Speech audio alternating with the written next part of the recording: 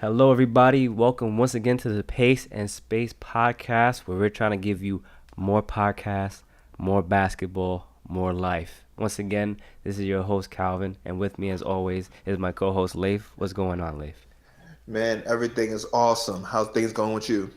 Everything is awesome with me as well. We should break out into that Lego movie song. Everything is awesome. Everything is awesome. Okay, yeah. There you go. So this is what we're trying to tell you. We're doing a lot of things for you, giving you some musical interludes, all of that this week. So we gotta talk about some stuff that happened in the NBA and some stuff that happened not necessarily in the NBA, but kind of in the NBA. And one of those things. Let's just get right into it.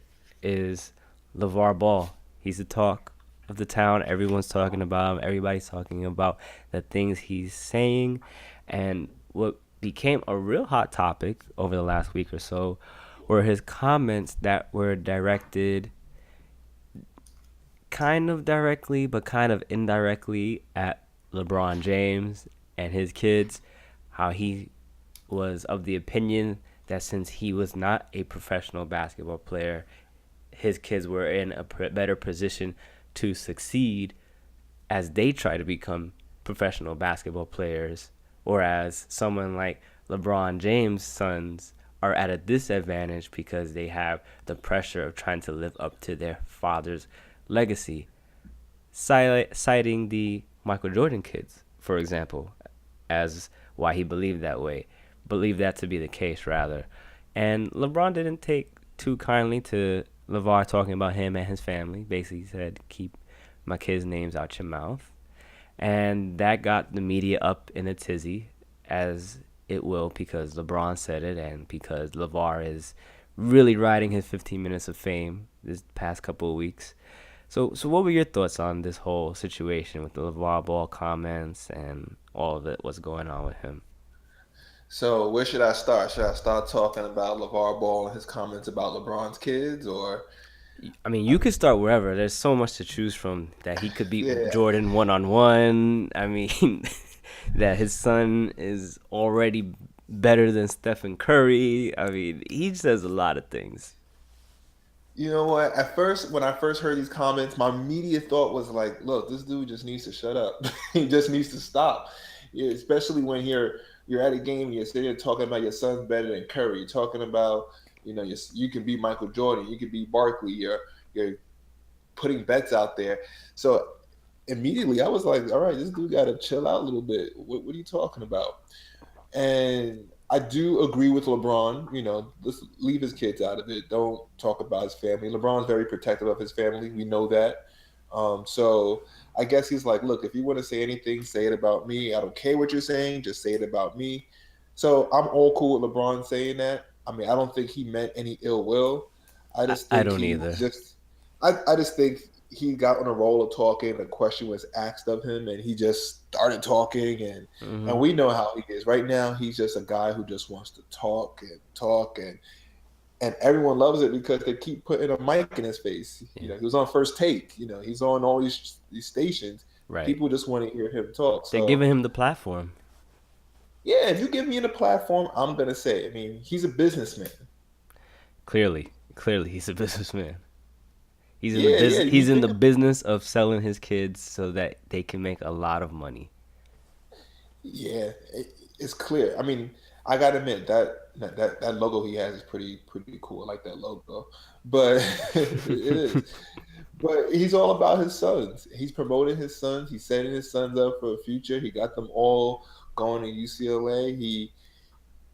He's doing a lot, and I think he's trying to build his brand. It's very strategic when he decided to start all this talking, and as long as his son lives up to it, this is going to surprise you. I don't mind it anymore. It's fine. Let him talk. In the beginning, I hated it, but it's kind of entertaining. It's been pretty quiet in sports in basketball per se outside of March Madness, but I don't mind it. Let him talk. You know what? It's never bothered me personally. Uh, the guy, like you said, he just likes to talk. And now I understand LeBron got upset because his kids were mentioned, but like you said, I don't think he meant any ill will in his statements. He was just saying this at what he thought was a matter of fact thing to bring up. He was just saying it like it's only logical to conclude that since this man LeBron is an NBA player, he plays 82 games a season, they're on the road, you know, your kids are playing their junior high, high school, whatever grade level they're in games at the same time you're in your NBA season. It's going to be very difficult, if not impossible, to be at all of your kids' games. So he wasn't trying to say that LeBron was a bad father or question his parenting or anything. He was just saying something he thought was matter of fact. But even when you think something may be matter of fact, when it's about another party, you never know how that party may take it, and LeBron took it personal. So that was that on that end. Well, I think he had to say something. I think he got annoyed with the whole, again, it was attacking his legacy, and I think that's where it really, You think more so? than just You think speaking it was of attacking his legacy? anytime someone starts mentioning LeBron's name and they say something about his family or their son being the next that person, you're gonna get some kind of rise out of LeBron, and I think this is what that Well, brought. of course, but I don't think LeVar was actually attacking LeBron's legacy. I think that's how LeBron took it. Because, like you said, Right. if you talk about LeBron and you talk about his achievements or anything like that, he's going to feel like that's an attack on his legacy. LeVar didn't say, hey, LeBron's kids are trash. He didn't say, they're never going to amount to anything. What he did point out is that they have a higher bar to clear, which is more pressure, which affects greatly the chances of success of his kids versus him, who didn't do anything in pro ball and didn't even really do much in college ball. So his kids don't have that bar of trying to surpass their father.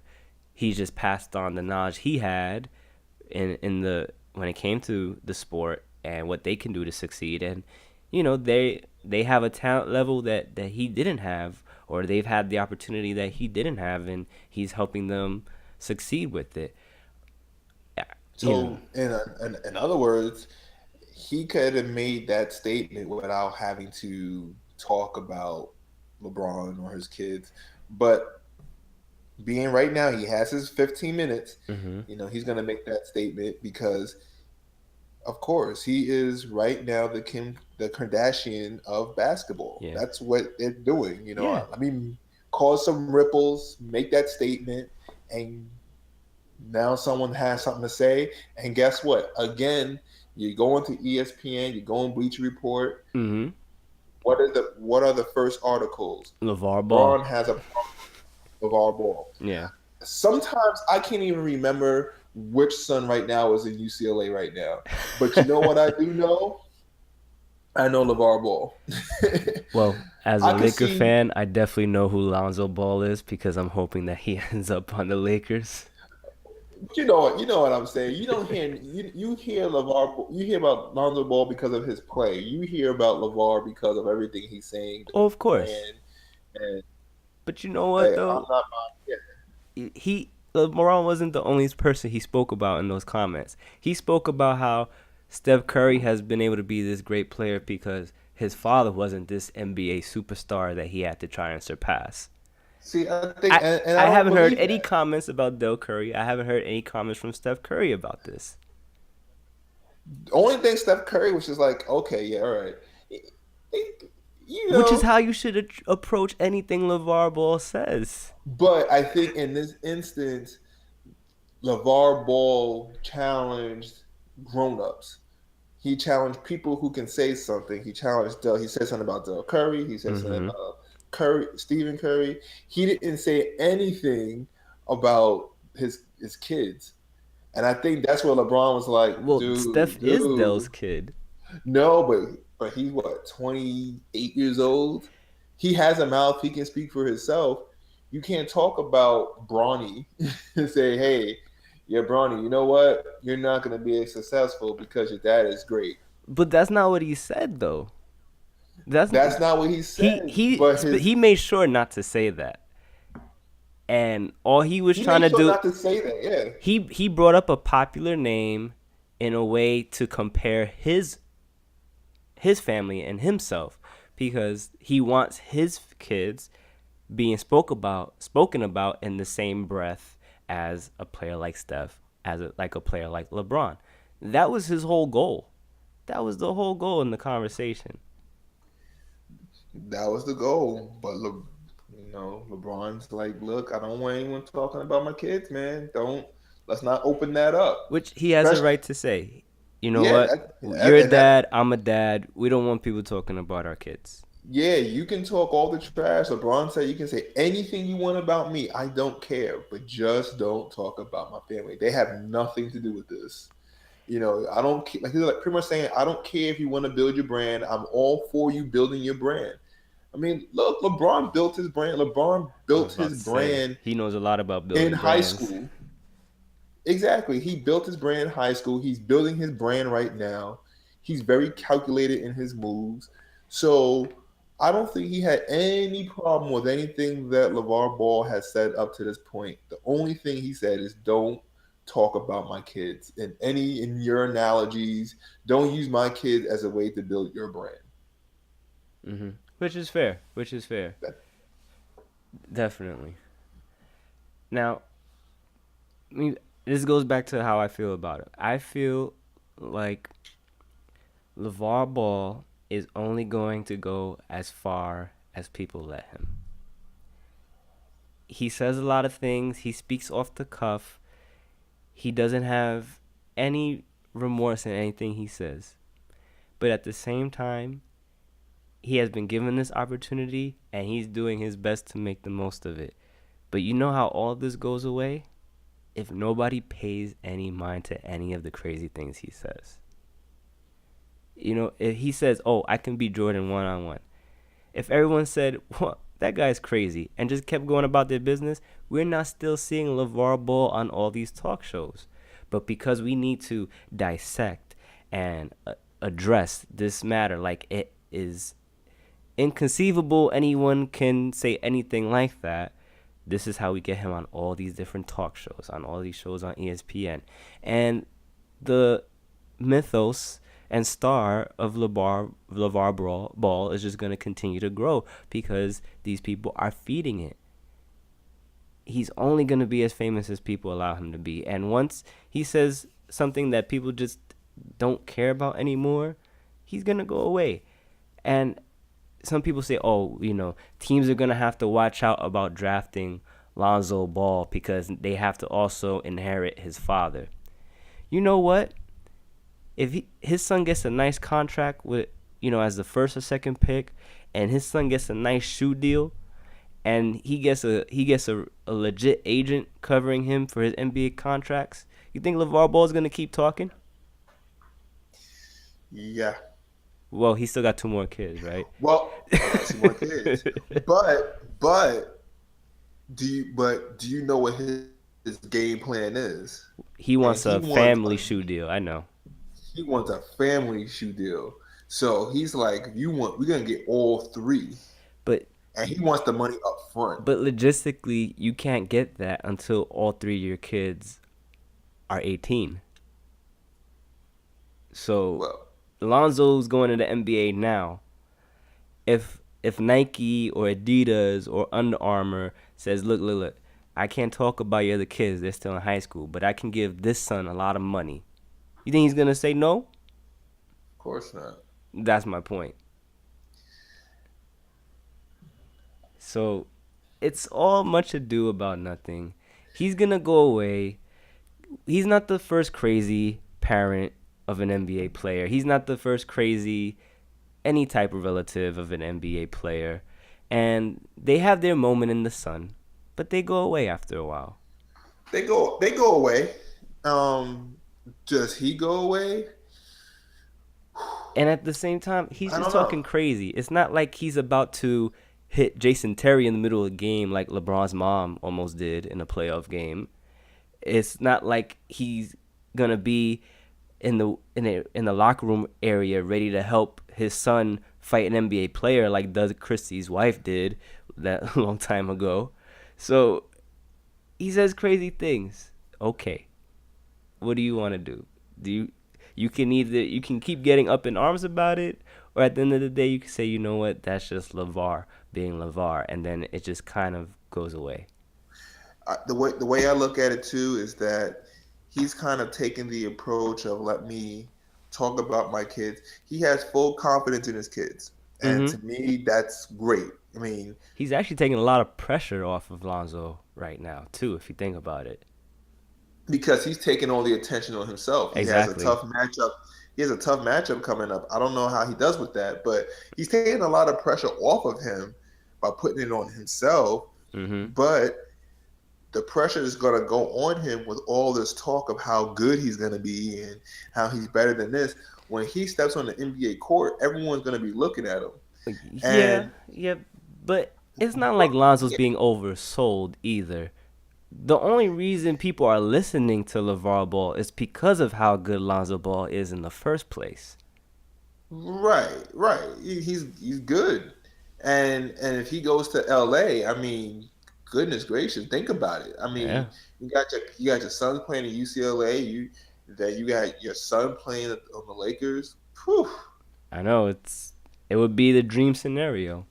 Yeah, right now Lonzo Ball is in a great position because think about how often do you have a situation where Boston, the Lakers, the Sixers, the Knicks, you talk about big markets. Yeah, big markets all have the possibility to draft him. So you're not worrying about getting picked and getting sent to Denver. You have an opportunity to go to a big market, and that's exactly what LeVar wants. Yeah, And of so, course. because that's where the money's going to be, Mm-hmm. and so it's a good opportunity. Hey, who knows? Maybe he does end up in LA. Um, Honestly, to be fair, I do want to see him in LA. I know you wouldn't expect me to say that, but I do. I do. Granted, I want the Sixers to get the second and fourth pick, but if they don't, I want to see Lonzo in LA. Yeah, that'll definitely be interesting. And like you said, they have a big matchup tonight. We're recording on a Friday night. It's going to be UCLA versus Kentucky. It's going to be a rematch from earlier in the season. UCLA slightly got they slightly had the edge over UK in that game. They won 97-92, I believe. It's a lot of top prospects in that game. You got Lonzo Ball, you got DeAndre Fox, you got Malik Monk. Three of the top six picks probably are gonna be in this game. So that's pretty amazing. It is, and based off of what I've read and what I'm seeing, the best player on the court tonight will be Lonzo Ball. That remains to be seen. I mean, Fox is a really good defender, so he had Ball struggling a bit the first game. He didn't score that well, but he picked it up on the all the other areas of the floor. You might see another game like that from Ball where maybe he's not having his best scoring night, but he gets the rebounds, the assists, some key steals, things like that. We'll see. Yeah, I'm gonna be peeking at the game, seeing what's going on. I'm curious. Me too, for sure. So, but one thing we do know is none of those guys will be resting tonight. But Yeah, you sure about that? Yeah, there's they're not resting today. but A national television game? Yeah. who would rest at a nationally televised game, right? Well, let's see what have we had for the past 2 weeks. Yeah, yeah. So there's been a big talk about rest in the NBA lately. And the reason this is becoming a hot topic is once again, LeBron is involved. Last Saturday, the Cavs went to LA to play the Clippers on one of the new Saturday night primetime games that come on ABC this season. This is a new thing that started this year, and the NBA is really hoping that this becomes a big thing. They want these Saturday night games to really take off. They've tried their best to make sure that the best of matchups tend to be on these tend to be in these Saturday night games. I mean, if anything, I think the lineups have tried to do that better, even more than the Thursday night or Sunday games, if I could say that. And so Cleveland came in that Saturday, and I believe right before tip-off, Tyronn Lue told the media that LeBron, Kyrie Irving, and Kevin Love all would be sitting out that game. And of course, there was an uproar on Twitter, on social media. There was blog articles about it. There was newspaper articles about it. A lot of words have been said about this issue. And it got to the point where now Adam Silver is saying that there may be significant penalties for teams that rest their players, especially on nationally televised games. Leif, do we have a rest issue in the NBA? Oh man, do we have a rest issue? I think there should be rules around how rest is handled in terms of maybe calling it out earlier on in the week as opposed to right before tip off. Mm-hmm. But do we have an issue? If the question is, do I have an issue with players resting? No, I have no issue with players resting. In fact, you have players resting on the bench all season. They're called bench warmers. So if your star players wants to take a day to rest, what's wrong with that? Let someone else do the work. Like, they're earning a paycheck too. Let them go on the court and do some work. So I don't have an issue with that per se. What I do have an issue with is one, right before tip off. Oh yeah, LeBron's not playing today. Oh, why? Oh, he's resting. He's tired. That's not an excuse. And the other thing is, do all three of your major stars have to rest on the same night? Can you stagger it? Right. If you stagger it, then it doesn't seem like a big deal. So, that's how I feel about it. I think there's a better way to handle it. But in terms of just resting, I don't see anything wrong with that.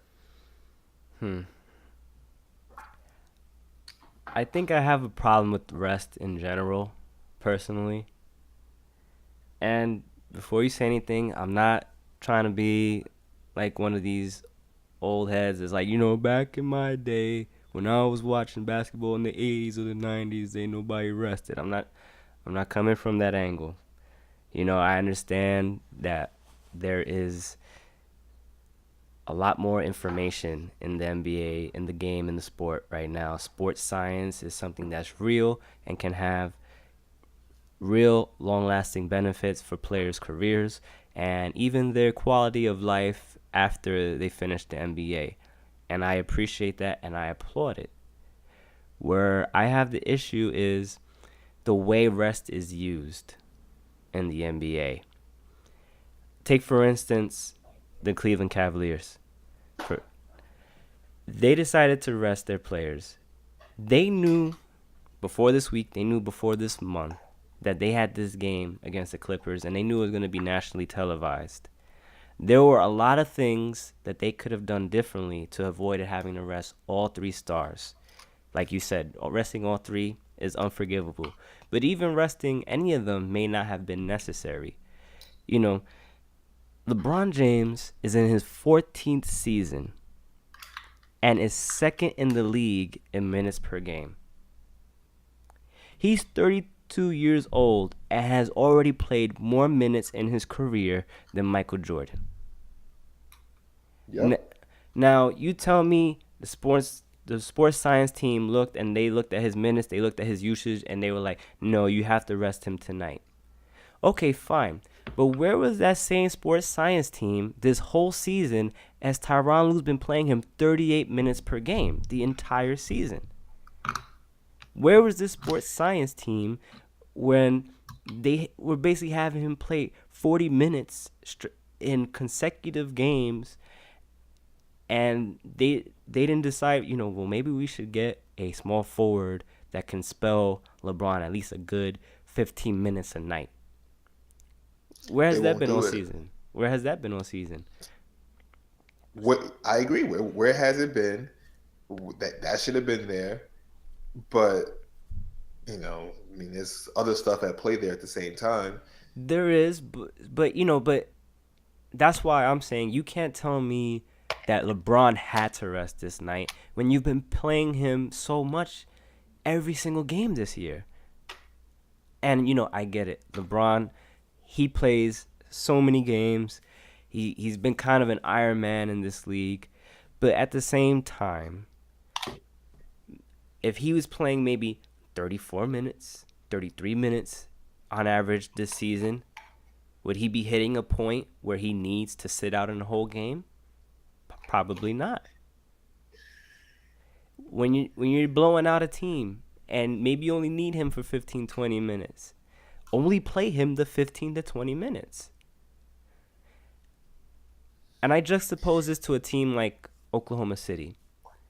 There have been games where Russ hasn't even hit the 30-minute mark. And this is a team that needs him even more than the Cavs need LeBron. He's gotten several triple doubles in under 30 minutes this season because I think it was 11, right? 11. yeah. So once they've locked up a victory, the coach is like, "All right, you're out." And he also needs to try and figure out ways for the other guys on this team to figure out how to play and succeed when Westbrook's not on the court. So sitting him out actually serves a benefit. So he rests him that way. Last year when the Warriors were on this 73 game push, I'm trying to remember how many games Curry just sat out because of rest, which they didn't need to because they would blow a team out and Curry just wouldn't play the fourth quarter at all. So he only had like 25, 28 minutes in that game. And then you saved his legs for other games that later on in that season. There are different ways to do it where you don't have to just sit out a guy completely for a whole game. And, you know, even if you have to sit out one guy like LeBron, you know what? LeBron's played 14 years.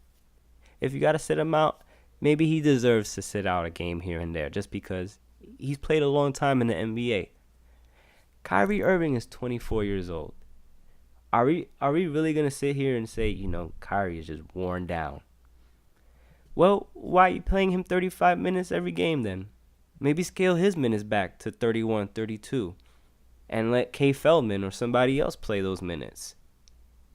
You telling me they can't survive 4 minutes without Kyrie Irving on an average per night?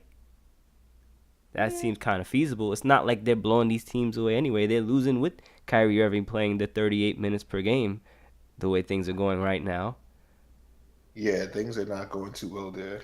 So, and then the main point is the nationally televised games. To do it on a nationally televised game, me personally, that's a slap in the face to Adam Silver. It's a gesture that suggests invulnerability. You do that because you feel you're bulletproof. And I don't think that is the proper way these teams should be doing business. Adam Silver, the league, the Players Association, they all worked very hard to work out this very lucrative $1 billion TV deal, right? And Right. the and then the team, and maybe we'll say the team because it's true that some of these players may not want to rest, but the team is telling them to rest, and I understand that. So here we have these GMs, these coaches, these teams, and maybe even the players themselves, who are saying, well, I don't care if it's a nationally televised game, we're going to rest because we feel like resting these players. And if I'm Adam Silver, I have to respond to that. I can't sit here and work out a, a deal worth billions of dollars, and the teams in my league that I worked this deal out for and I put this money in their pockets are then laughing or throwing it back in my face and not putting out on the court the guys that this contract was able to happen because of. You don't get the deal that's worth that much money unless you have a league with the LeBrons, with the Kyries, with all the superstars, with the Russell Westbrooks. And if you sit them, especially on the nationally televised games, you're telling them, Silver, you don't care about that deal. So now let me ask you, what do you do to the teams to make them play their players? I have several ideas. Number one Put it idea, ready. Let's listen to it. number one idea, because this doesn't just affect the TV viewers, this also affects the fans that are actually there at the games. These tickets are not cheap. They're very expensive. And remember, a lot of people that go to NBA games, they're not just paying for themselves. They're bringing their kids, they're bringing their families. So imagine you got a son or two sons or a son and a daughter. You got multiple kids, and their favorite player is about to come to the stadium. You spend like about $400 just on tickets, and then you come and he's not there. Or better yet, he's sitting on the bench drinking coffee when you came to see him play, right? Right? If if I'm Adam Silver, if I'm the league, you know how you get these guys to play? You make it that the owners have to reimburse the fans, or you have to comp the fans tickets to another game if the star players don't play. Star player or players? Doesn't matter So if any of the star players because don't of play, rest. Because of rest. Now, if somebody tweaked their back, somebody sprained an ankle, yeah, you can't make them play. But if the person is perfectly fine and it's just a DMP rest, no, you gotta make it. You gotta hit the owner's pockets. You know why you have to hit the owner's pockets? Because once you hit the owner's pockets, then they're gonna start questioning the GMs. Then they're gonna start questioning the coaches, and they're gonna be like, "Why is my guy that I'm paying a lot of money to not on the court this game?" And then if the teams go back to the corner and say, "Oh, well, he's played this many minutes, and this is why we have to rest him," you know what's a very good follow up? How come you couldn't have reworked his allotment so he didn't have to miss an entire game? Or why didn't you work it out so he didn't have to miss this nationally televised game? And then what would the GMs and the coaches and the front office staffs have to say in response to that? what do they say? They can't say anything because it's a very legitimate question. You can't tell me, if I'm an owner, if I'm Dan Gilbert, and I'm now money's gonna come out of my pocket because LeBron and Kyrie and Kevin Love missed that Saturday night game, right? And I come to you and say, why do we have to sit all three of those guys that game? And they tell you, well, our sports science staff, they came up with this algorithm and they showed if they rest on this night, then because of this workload they've already accrued, that it'll help them down the season. Well, if I'm Dan Gilbert, I would say, well, you guys have been working with this staff the whole season. Why are these guys playing so many minutes to hit a point where they have to sit an entire game? And then what do you say back to that? Yeah, that's true. This is the whole point. This is the whole reason you have a sports science staff is not to give players days off. The whole reason you have a sports science staff is so that you can maximize your players' physical efficiency. But now That that doesn't that that necessarily plays into mean missing games. that doesn't necessarily mean meaning missing games, but that also means that you have to have your staff, your coaching staff, agree to what they're doing because everything changes in a game scenario where you're down and you're trying to win that game and the game is within reach, and yet you're like, okay, well, my guy is sitting on the bench. Are Mm-hmm. you then going to say, all right, well, look, no, sports science guy over here said, don't play you so I can win this game. And so I'm going to forfeit this game no matter how close it is. You can't play. I'm pretty sure LeBron's not going to sit on the sidelines and let that happen. No, of course not. But that's a very specific situation. You may have one or two of those games a month. We watch the NBA. Now, it may happen that there's a consecutive amount of games in a week that are all nail biters, but it's not the same teams. It's all different It's teams. not. So that same team may be in one or two of those situations in a month, maybe even three, right? Unless you're the Celtics, then every game seems to be close. Yeah. But, at the same time, no one's expecting you to sit LeBron no matter what in an overtime game. But what you could say is you could look at the spreadsheet, the box scores, the schedule, and you could say, hey, I noticed we won by 20, but LeBron still played 35 minutes. Why did he play so many minutes if we won by 20? These are the questions that we all want to know.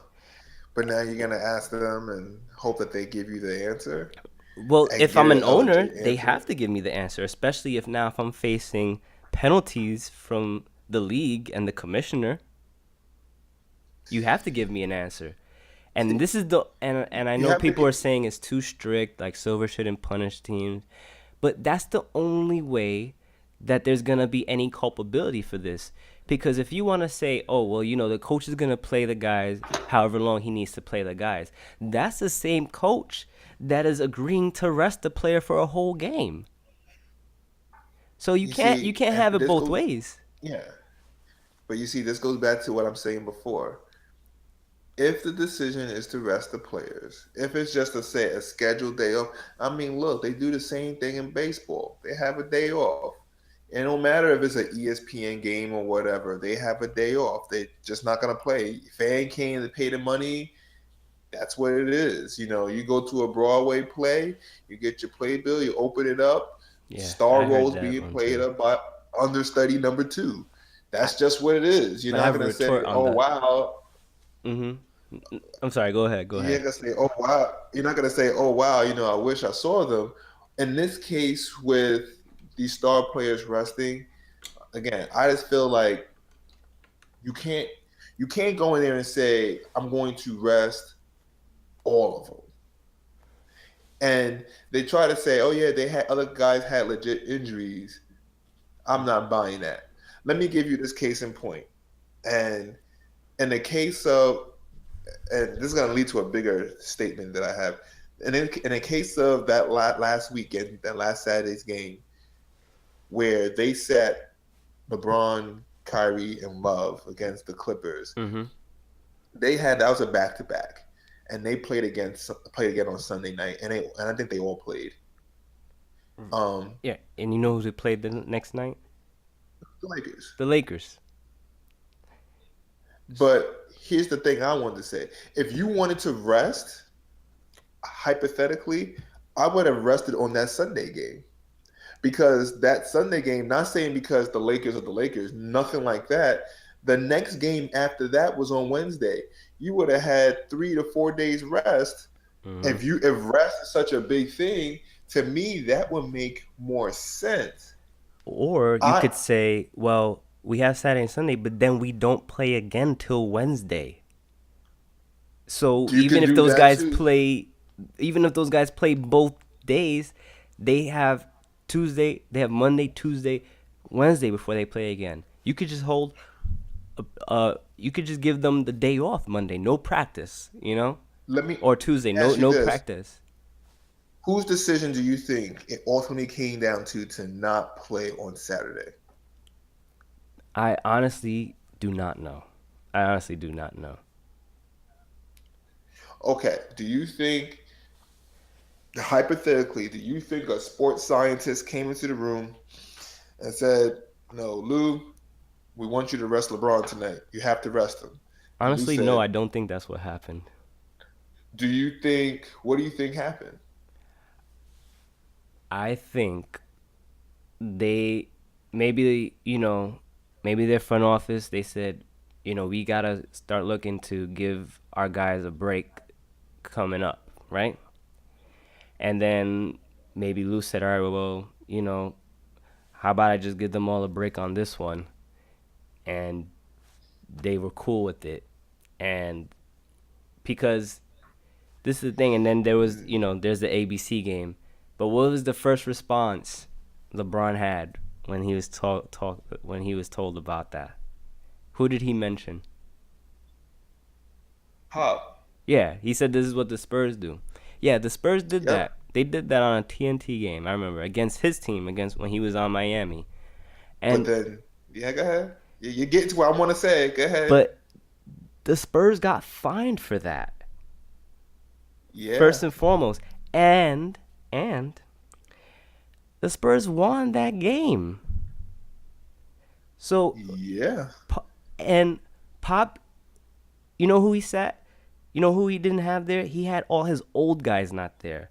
Duncan, Ginobili, Parker.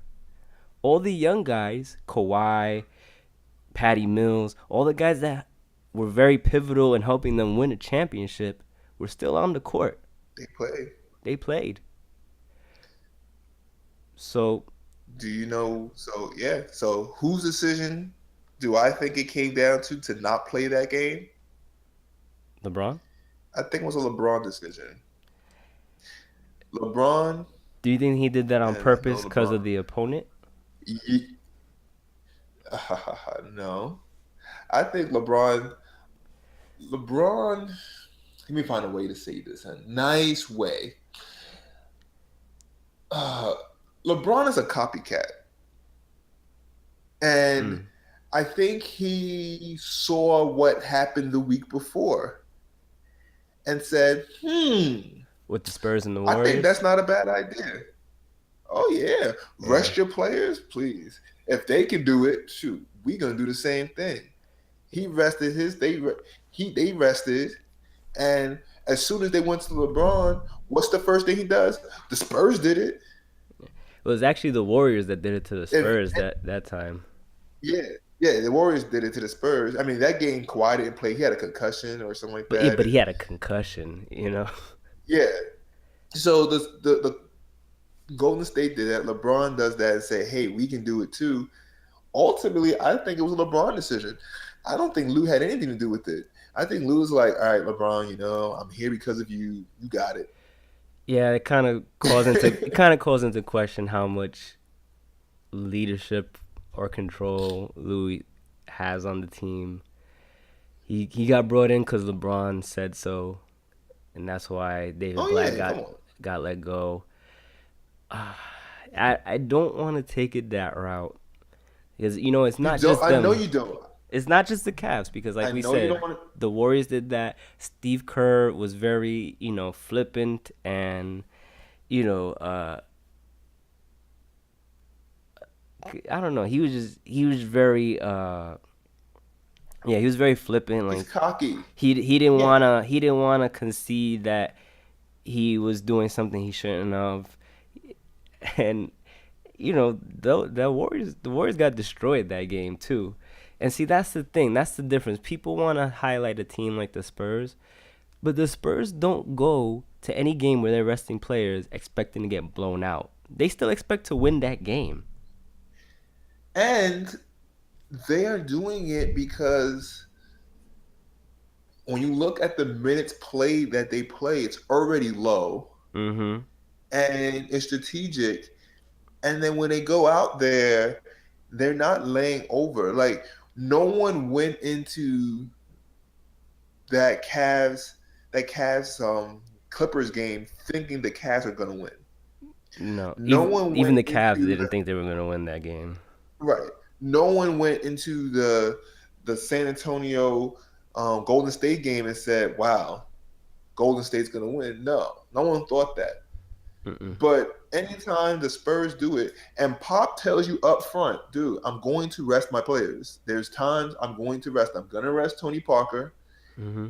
Tony Parker probably is definitely not playing more than 65 games this season. Right. But he's resting guys Kawhi, on their last legs, you know? He's resting right, guys and on Kawhi their last legs. Kawhi might get a day, two here. It's fine, no good. He's gonna give everyone a breather, and it just so happened that the game that everyone remembers is that primetime game a few years back with San Antonio against the Heat, and that was like the most egregious resting your players, didn't even fly in Mm-hmm. on prime time, That one was and I bad, though. think that was bad. And it was a big thing. He got fined. He said whatever. And did Pops the rest of his players? Of course he did. He did. It was like whatever. Um, I mean, the main difference is they show up on the bench if he's resting them. He's not just telling them to go back home. right. But and I get it. I get the schedule. You know, people have a lot of complaints. There's a lot of, 4 games in 5 nights, or like, 5 games in 7 nights, and then there's a lot of back to backs. And I get that, and and that's on the league. They're gonna have to figure out how to balance that schedule a bit better. But at the same time, from when the schedule comes out that you have those games the way they're allotted. You know, Exactly. so Do it. it's not a Yeah. surprise the week of where you're like, oh, we have 2 games this week. Well, we gotta sit our best players for at least one of those games. Yeah. I mean, if you know how your season's playing out, I think in your mind you have to already reason to yourself what days you're Mm-hmm. gonna sit out. Earlier Totally today, agree. when we were talking earlier today, you made an excellent analogy, Oh and I yeah, appreciate it.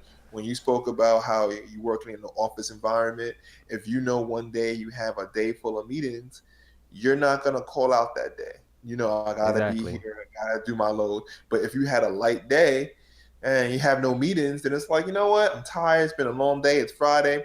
I'm gonna call out. I took that a step further.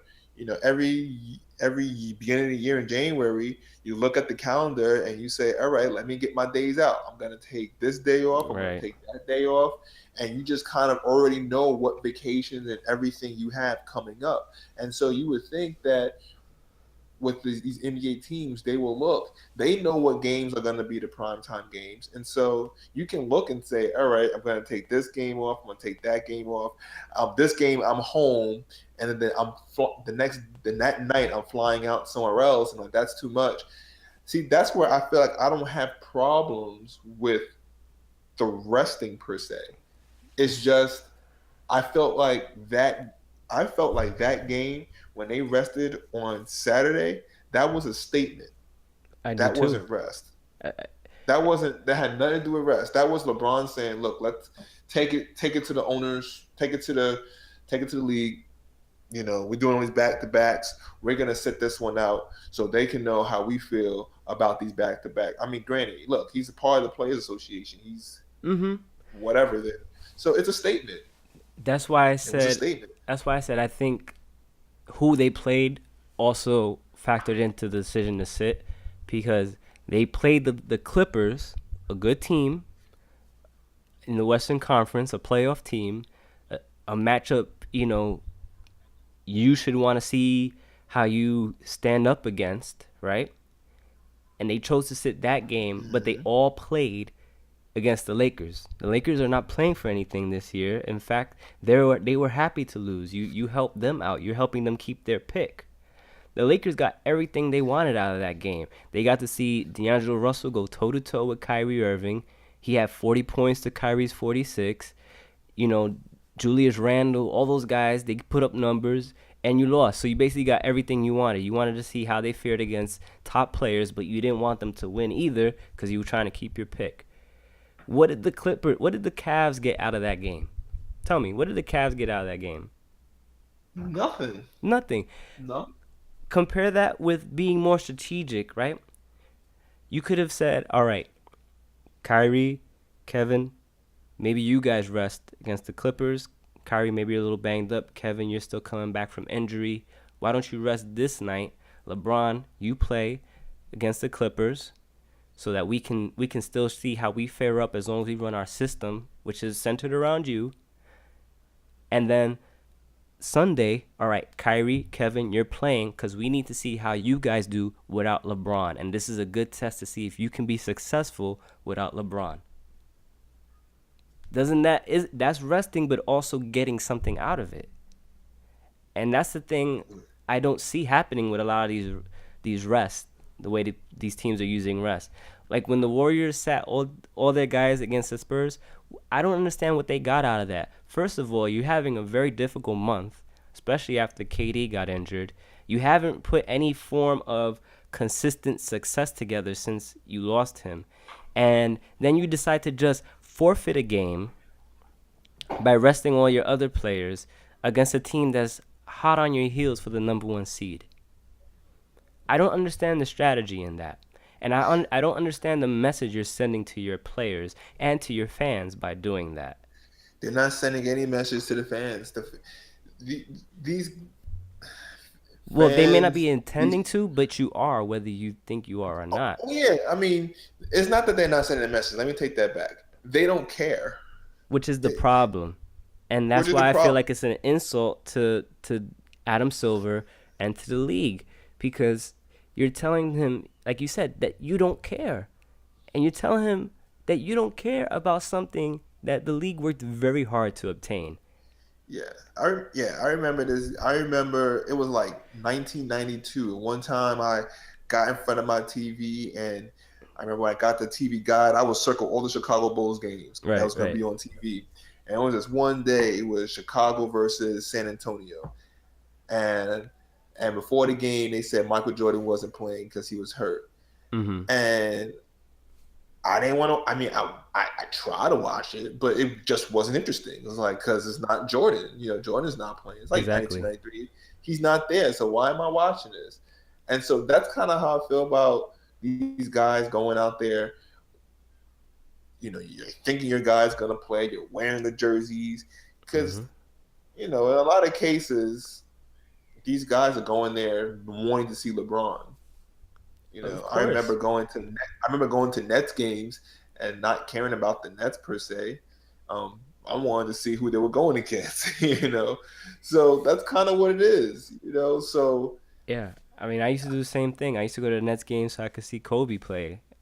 And yeah, imagine if Kobe was just like, "Nah, I'm resting tonight," and then I spent that money, went all the way over to the stadium, and he wasn't there, right? it's It's frustrating. it is. And that's where I feel like kind of be upfront with the fans.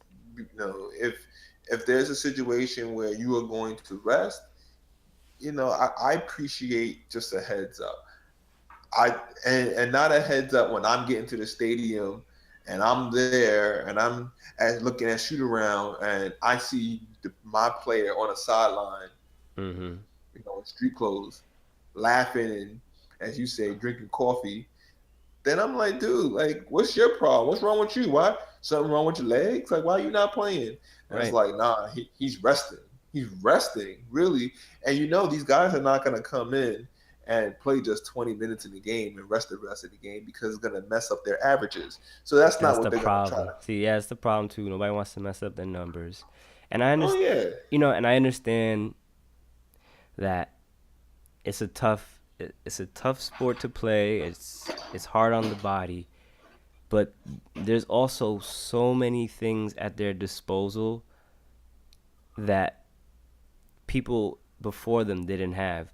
Like, yes, the league is smarter, the teams are smarter. They have all these guys that deal with sports science and understand what the number of minutes can do to your body, but they also do other things like install machinery, equipment, and facilities that that greatly improve your recovery from game to game.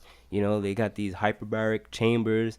They have these they know the proper way to massage the muscles now. They got these guys on these diets where they don't feel lethargic anymore. They're in the best shape they could possibly be in. So they're doing all that too. They're doing and all then that, don't and then they're don't resting. forget about don't forget about the sneakers too. I mean, you got these sneakers Right. that they're using right now I mean, that the sneakers feel like air on your feet. exactly. And so you have all that too, and now you're talking about rest. So you gotta understand why some fans are like, I don't really get it. I don't understand why you have to, because yes, the science shows that you have to be mindful of wear and tear. But that same staff has also put in. See, that's the other thing. They don't tell you about all the facilities they have in their locker rooms and their stadiums that basically make them feel like good as new the next day. But you need a rest. No, you need to I don't rest. know. So I see both sides of it. I see the side of it when you've been on like a 7 game road trip and you've played like your sixth game in the eighth or ninth night. I get that.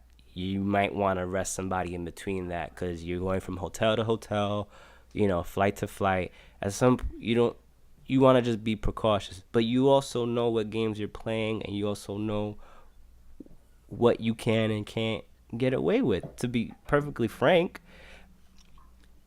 if nobody was being flippant about the national TV games, Adam Silver would not be getting in anybody's face right now. He wouldn't be talking about significant penalties. If you know, if LeBron and Kyrie and all those guys sat out the next day on Sunday against the Lakers, you think we're Adam Silver is on the line sending a message out to owners? No, You think if Steve Kerr didn't sit the entire starting lineup against the Spurs on a nationally televised game, that Adam Silver would be writing these messages to the owners right now? and remember, it's a message. These I know. Kerr Kerr was sending a message. LeBron was sending a message. It had nothing to do with rest. That's why when they talked to um, Iguodala before after the Oh, previous that was game, and they said perfect. he was like, "What are you talking about? Like He was not what? happy. You know?" Because he's like, "Come on, I want to go at these guys. What are you talking about? We resting?" He Yeah. didn't know what was going on, and probably Kerr had to say, "Oh, okay, look, we're gonna rest because we're playing a bunch of back to backs, and I have to send a message." That's how I felt. That's how I took it. I didn't think it had anything to do with rest, No, it didn't. but Kerr was just trying to be cute. He was trying to be cute. he tried to be cute, and being cute is what lost in the NBA Finals last year. And LeBron was probably doing more of like a political message, like you were saying. He was trying, as somebody who has a lot of power in the Players Association, he he was trying to make a point, perhaps, about the back to backs and the schedule and things like that. But at the same time, it's like you have to know. You have to pick your battles. I would say, you're getting more money than ever, right?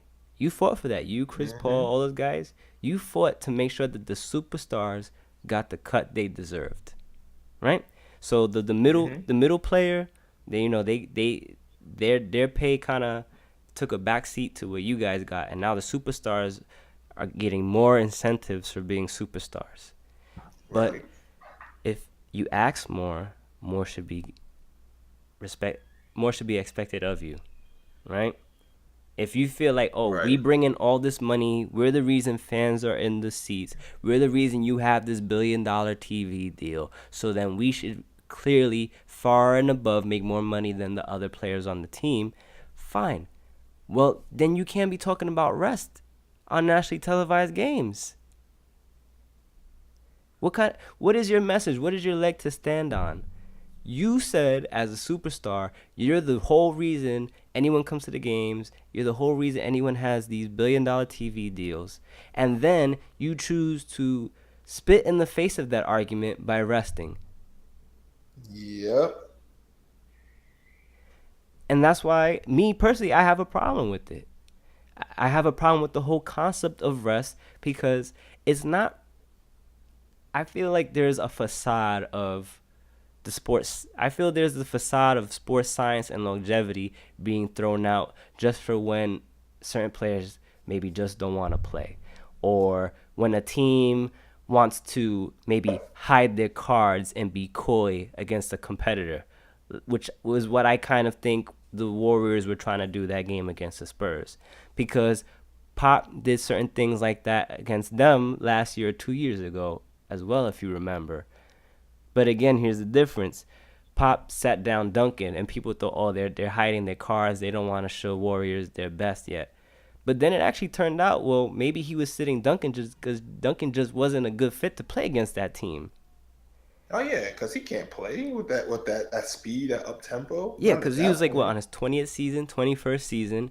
He had one good knee as it stood at that point, and he was. It wasn't like Duncan was the only guy on their team. The better players at that point played. Kawhi Leonard, LaMarcus Aldridge, etc. So again, it all goes back to the reason why you're resting players. When a player like Popovich rests players, he's always getting something out of it. Either he's either he's hiding maybe a weakness in his team, like I think is what he was doing by sitting out Duncan in those games against the Warriors, or he's preparing for the battle ahead in the playoffs, and he says, you know what, role player X, role player Y, role player Z, I need them to know what it's like to be a starter and when they have to be relied upon to get points, so that when we're in the playoffs and the pressure's way intensified, they're going to be ready for that moment. Because being a role player and playing like 15 minutes in a playoff game is about the equivalent to being a starter in the regular season in terms of like expectations and pressure. So Right. he's always getting something of value for himself and for his team, because now he learned something with that decision he did, and now his players learn something too. His players say, you know what, I can handle this, or you know what, I need to do this better because this is where I got exposed with the extra playing time. Whereas the Cavs and the Warriors, they were just trying to be cute and they were trying to send messages, but they weren't doing anything productive with that rest. Because, like I said, if the Cavs wanted to be productive, they would have perhaps played LeBron against the Clippers and then let Kyrie and Love play the next game against the Lakers, so that they can learn how to win without LeBron, because they don't know how to do that yet. They don't. They don't. That's the problem. The problem is he's the team, Right. and I don't want to say it like that, but But they he have to is. come He to. is. Yeah, okay, he is. I didn't want to say it that way, but I'm sorry, I but mean, I I didn't guess want I don't know the way you're gonna say it. there is. I mean, there isn't, because yeah, Kyrie hit some big shots in the finals, but he's able to do that playing alongside LeBron, and it does not benefit the future of that franchise if Kyrie Irving and Kevin Love don't know how to win games without LeBron. Because you know what, LeBron's not playing forever, Well, we saw what happened when LeBron left the Clippers, the Cavs before. right? So, And if you so we could don't want that expect to the happen same thing. again, you need your younger players to learn how to win. It's just as simple as that. So I don't know. It's I think it is an issue because of, like what you said, like the way they're trying to send messages. I think that's an issue in itself, and that's why I was talking about this. That I felt like this was a gesture to symbolize their invulnerability, the fact that they feel bulletproof, because you can only do something like that when you feel like there's no way you can have any consequences for your actions. Oh yeah, absolutely. Because I think right now they know that there's nothing that Silver. They feel like there's nothing that Silver can do, and they think of it as a fine. It's no big deal. But that goes back to sending that message. Mhm. You're getting money. The owners are getting money. We control this, Right. and you give us these back to backs. We're gonna rest. It's not the way it used to be. No. Before there weren't all these conversations about owners and players and player association and TV deals. There weren't all those conversations, but things have changed. Now we are in a time where these players have gotten smarter. They have brands, they have people in their corner, and they're getting more money than they've ever received before. So right now, these players have the say. Not Hmm. saying they have the upper hand per se, but the league knows they need them. Silver's in a tough spot because he's gonna have to come down hard. Do you go down hard on the players, the coaches, the owners?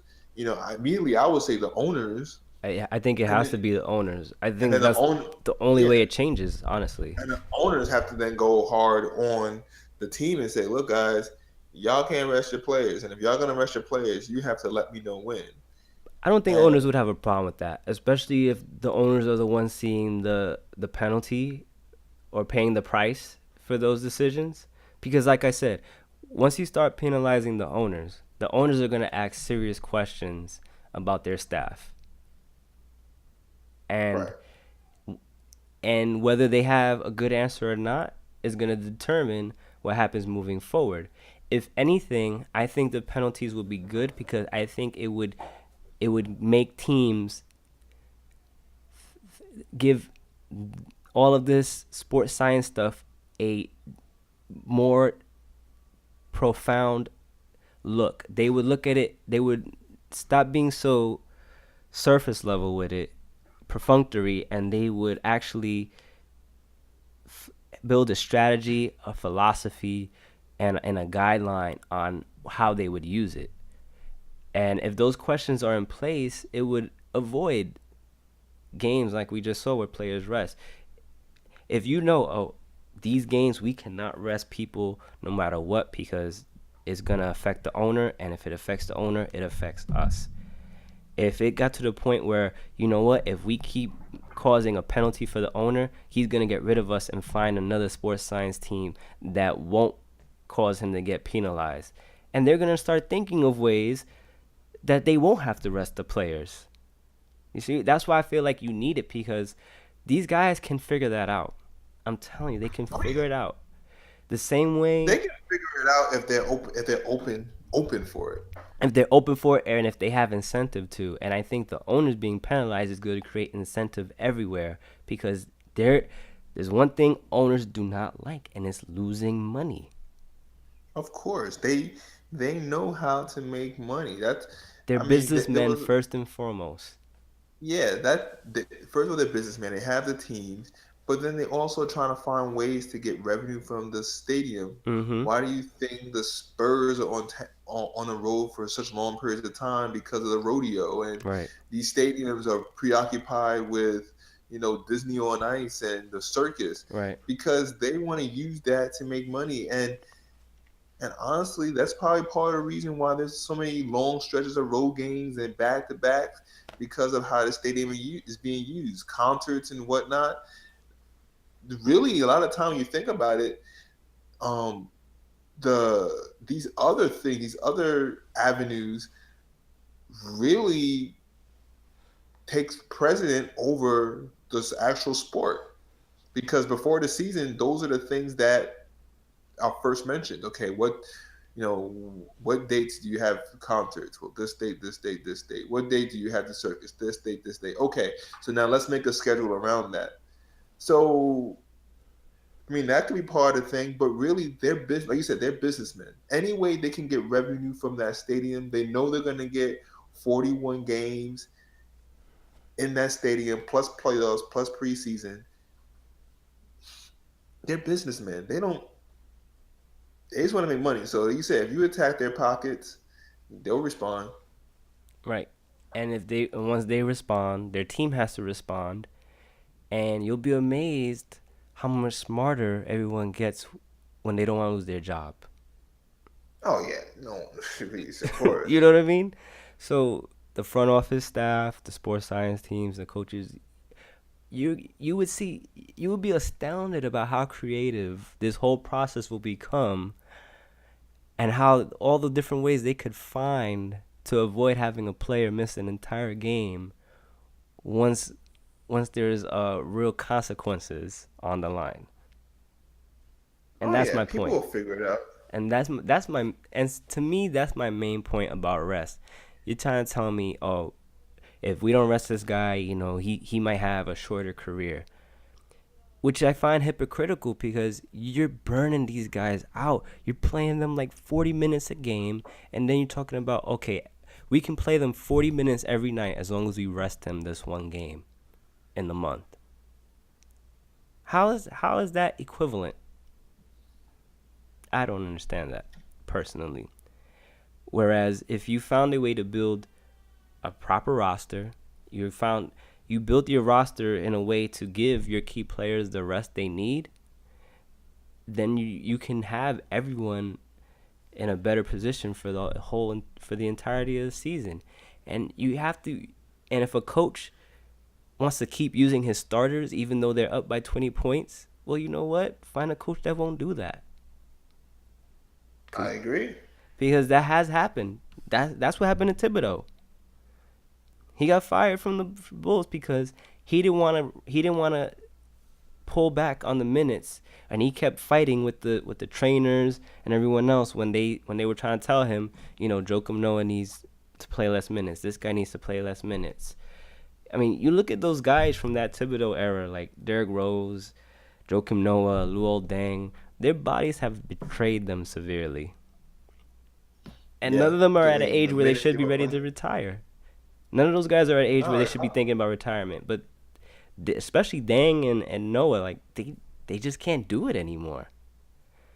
And no. so that's the other end of it, which everyone's trying to avoid, and I get that.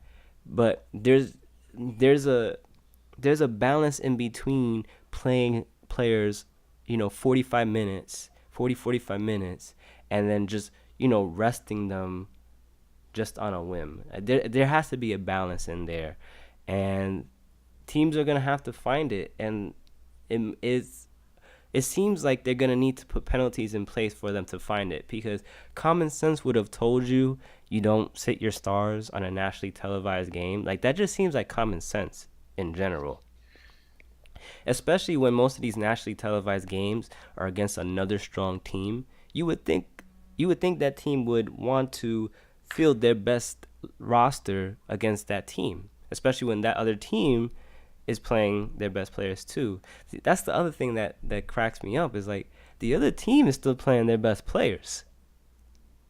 Why are you resting yours? To send a message.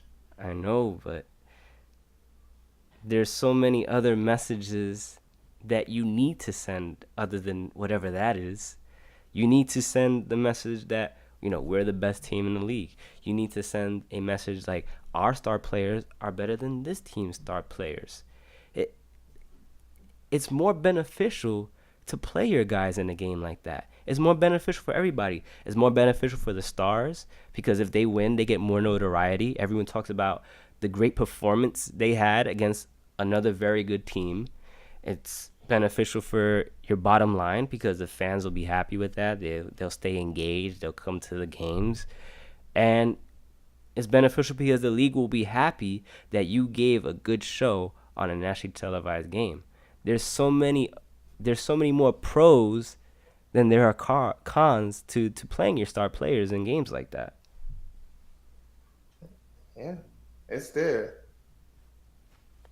But now I'm curious to see how people act. Is there going to be some change to the way things are being done today? That's Well, the question that we have to wait to see. well, let's see if Silver is sincere about these penalties, or did he throw that out there to get everybody in the room, and then he's gonna say behind closed doors, "Hey, play your guys on the Just kidding. just play your guys on the nationally televised games, all right?" And then all just go, "Okay, okay, you're right," and then they all go about their business. And you know what? If they do that, Like, this talk stops. come on, you're making me look bad. Don't do this to Exactly, me anymore. exactly. And he should at least say that, if nothing else. I think he's well within his rights as a commissioner to do that. So we'll see. I think that's gonna be the furthest this goes. But if he does that and then another team or these same teams do it again, then I think you're gonna have to. Then I think Silver's gonna drop the hammer because then you're just not showing him any respect. Oh yeah, You, that's the thing that we have to see. If he says whatever he says, and Silver actually goes and puts his foot down, do they respond and give him the respect to say, all right, look, he's not tolerating this anymore, so y'all better step it up. Mm-hmm. Because I mean, they're challenging him as it is with the way they're doing this, and he has to retaliate. I know some people say, "Oh, he shouldn't step in. This isn't a big deal." But he has to as a commissioner. He has to, I think, in He this has to respect. step in. He He has to. has to. Because At first I was at the mindset that he shouldn't, but you are touching the money. yeah. You are touching the money. Saturday And was the so lowest rated sports game in how long, I think? But it had a really bad rating. I know that. It was almost historical how bad that rating was. so if you want to rest your so again, I feel like if you want to rest your players, fine. Put some rules behind it. Yeah. Is it the national televised game? Is that where you're gonna say you don't rest your players? It has to at least start there, I think. Start there. It has to at least start there. There I think there also has to be some kind of maybe 48-hour notice of when you are going to rest a player, because you have to give, because people may buy the tickets, they may choose not to buy those tickets now, and if somebody who had bought the ticket in advance, at least give them some kind of time window to maybe pass on that ticket, find something to do with it if they don't want to go, or at least if they still go, they say, well, you know what, I paid my ticket, I'm still going to go because I'm going to go check out the game, and at least they know that beforehand. But They're still gonna go to the game. a lot of them will, unless they can find somebody that wants to take the ticket off their hand. Or, they put it on SeatGeek or something, and they make some money back on it. But a lot of them will still go. I think if I had a ticket and I found out 48 hours a player wasn't playing, I would be bummed, but I would still go because at least I knew beforehand. It's similar to like if you bought a ticket and the guy like twisted his knee the game before, Right. and it stinks, but it's like, what can you do, right? At least you know beforehand. And I have to stop what I'm doing right now because I just got a notification that Devin Booker scored 70 points. I just saw that too. I was waiting for you to stop so I could say it. Wow. Okay. I mean, they lost, but wow. 70 points. That's kind of crazy. That is crazy. Kind of puts him in a whole nother bracket of what you expect from him moving forward. 70 points, 8 rebounds, 6 assists, 3 steals, and a block. Oh, my goodness. That's ridiculous. Wow. What were his percentages like? Let me. You can't see, you can't score 70 points if you rest. There's just no That's way. the that's the point of the story, ladies and gentlemen. That's And the point right there. You can't score 70 points if you rest. That's if you just rest, an you, absolute. if you rest, you cannot score 70 points. He was 21 for 40. It's not bad. 70 points and 40 shots. It's not bad. I mean, his arms are going to be tired. Maybe in he'll rest the next 45 game. in 45 minutes. In 45 minutes. Oh my goodness. Look at the starting lineup: Chris, Jones, Len, and Euless. Man, yeah, That's the youngest starting lineup in NBA history. yeah, that. They're younger than some of the college teams playing tonight See, so why are we not mad at them? They're resting their players. They're resting Bledsoe and Knight and Chandler. Why are we not talking about the Suns? because they're tanking. Oh, that's true.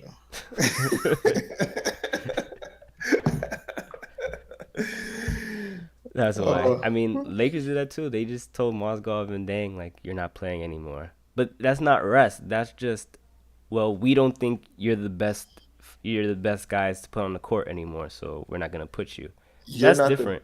you're not the best guys to put on the court based off our new direction of tanking. So But it's we're like the gonna. same with best bench warmers. You said like bench warmers. Bench Mhm. warmers are on the bench not because they need to get rested. It's because they didn't do anything in practice to show they earned minutes. So or the coach just doesn't see any use for them. So it's not like they're choosing to sit down and not play. But yeah, so wow. So Shout wow, way to shout out to go, Devin Booker, Booker. man. Yeah, I mean, to think that the whole team took 86 shots and he took 40 of them. Oh man, wow. That Wow. that's an amazing accomplishment. Kobe is proud right now, Devin Booker. Co- Yes, he's like looking and saying, that's my guy right there. But you know what he is saying? Why'd you have to go for the 6 assists? If you had took six Exactly. more shots instead of getting those 6 assists, you might have had the Now 80 I'm surprised. points. Now I'm surprised that came from you because usually you'll be like, "Oh no, he don't worry about the passing and don't take those kind of shots at Kobe." But now he's retired. It's all good. It's all equal opportunity. Listen, Kobe was a great player. He wasn't the ball hog people said he was. But when he had a chance to drop 80 points, he didn't pass up on it. And I don't think he should have. Did you see that team that was playing around him when he got 81 points? I wouldn't have passed the ball either. Who was playing on that team at that Smush time? Parker, Smush Parker. Kwame Brown. Do I need Oh to man, continue? nah. Save the vomit that's about to come out. Just stop. Exactly. So that's my point about Kobe. When he was on good teams, he passed the ball. He what did he finish with? Somewhere between 4 and 5 assists per game for his career. That's not ball hag numbers. That's bailout numbers. Mm, nah, that's I, triangle. That's the triangle numbers. That's what that is. I know that's true. The triangle. Oh, the triangle. Now, haven't it seems like we've mentioned Phil Jackson or the triangle or the Knicks in like every podcast up to this point, and we were so close to making it without mentioning them at all. Oh man, did we? I don't think we mentioned them last couple of pods. We I didn't. No, I don't think we did. There wasn't much to say. We got tired of it. Yeah, that's just a sinking ship. Yeah, I mean, so yeah, that was my point about Kobe, Devin, Booker. The Kobe torch has been passed to you. Honor it well. Until next game. 70 points, man. That just sticks out, man. Can't get over it now. Wish I saw that game. But what I am gonna do is I'm gonna finish watching this Kentucky UCLA game. So I'm gonna say goodnight, everybody. Once again, this is Calvin. You can find me on Twitter at Caldan384. As always, you can find Leif at LDB Creations. We are coming to you from the Sideline Reporter. Go follow us on Twitter at DSL Reporter. And if you enjoy this podcast, as I'm sure you do, you know where to find us. You can find us on SoundCloud, on iTunes, on Stitcher, and you can find us on Google Play. And if you're into just going to the source of the information, you can always go to dslreporter.com where we post all of our episodes there as well. So just want to take this time to thank Leif for talking with me this evening. It was a great Man, time. it's always a pleasure. Yeah, and it was good. We didn't agree on everything, and I thought we had a very nice, healthy, robust dialogue this evening. Yeah, And we're still friends. we're still friends. We're still friends, I think. We'll talk about it after. Anyway, well, so just want to say good night to everybody, and thanks for listening. Take it easy.